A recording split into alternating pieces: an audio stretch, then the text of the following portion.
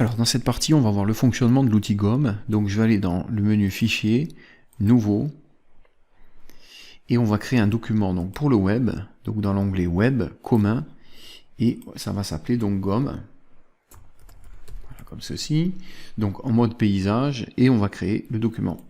Alors on va créer un cercle avec l'outil cercle, donc clic droit à ce niveau-là, et on a donc l'outil ellipse, raccourci clavier L. Donc l'outil ellipse, comme ceci.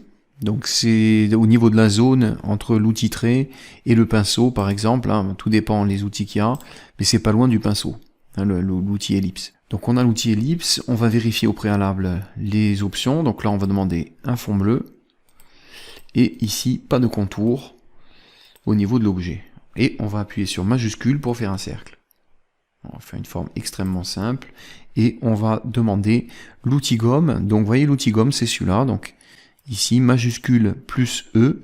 Alors il peut être caché avec les ciseaux et le cutter. Donc par exemple si on commence à gommer, vous voyez que par exemple là j'ai divisé la forme en deux. C'est-à-dire que si je reviens en outil sélection, vous voyez que la forme a été divisée en deux. Par exemple, ça m'a servi à découper une forme en deux. Donc on sélectionne au préalable l'élément, on prend l'outil gomme et on gomme. Du coup, vous voyez qui me divise, l'outil me sert à diviser ma forme. Donc ça, c'est déjà une première chose, c'est qu'il divise les formes. On va augmenter le diamètre de la gomme. Donc on va double-cliquer sur l'outil gomme. Il y a les options de la gomme. Donc on double-clique sur l'outil gomme.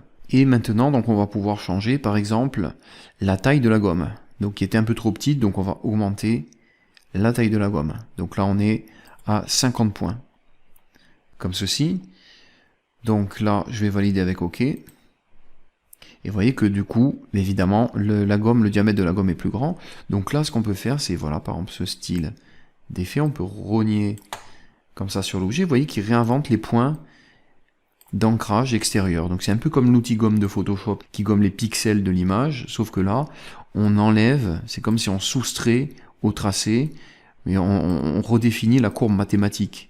Donc on change la façon dont les points d'ancrage s'organisent, et donc il recrée des points d'ancrage. Hein. Il est obligé de recréer des points d'ancrage, de refaire une nouvelle courbe.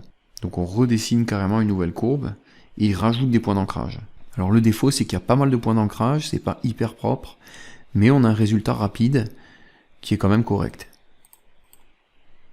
Voilà, tout simplement. Donc, dans les options ici de la gomme, vous avez aussi la notion d'angle.